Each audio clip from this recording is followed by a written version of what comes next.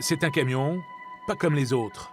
Un coffre-fort roulant banalisé, suspension pneumatique et climatisation électronique pour assurer un confort 5 étoiles à sa prestigieuse cargaison.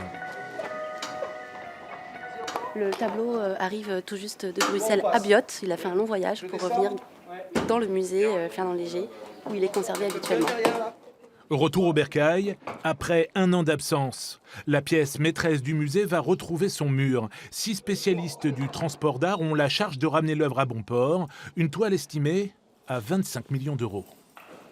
Quand c'est des œuvres comme ça très lourdes, on a quand même une espèce à la fois de concentration à avoir presque qui est constante, mais là on a quand même un souci d'être juste tous ensemble sur une œuvre qui n'a pas le droit du tout à aucune erreur.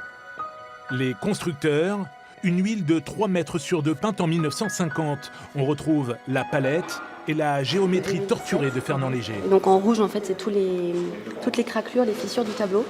Il y a 48 heures, Nelly Maillard était à l'emballage du tableau à Bruxelles. C'est elle que revient la charge de l'expertise à la réception de l'œuvre.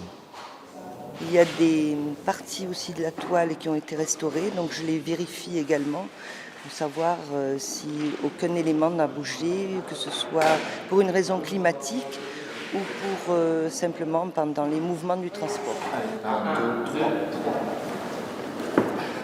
Une toile monumentale de 160 kilos qu'il faut hisser marche par marche jusqu'au premier étage.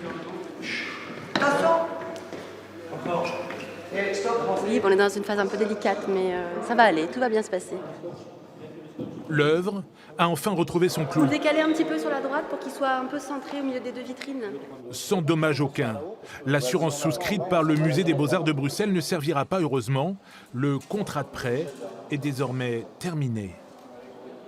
On organise des expositions plusieurs années à l'avance pour justement régler toutes ces affaires administratives, ces conventions de prêt entre musées, etc. Et toute la partie assurance, logistique, consultation des entreprises, des transporteurs. Donc c'est vrai que c'est toute une organisation.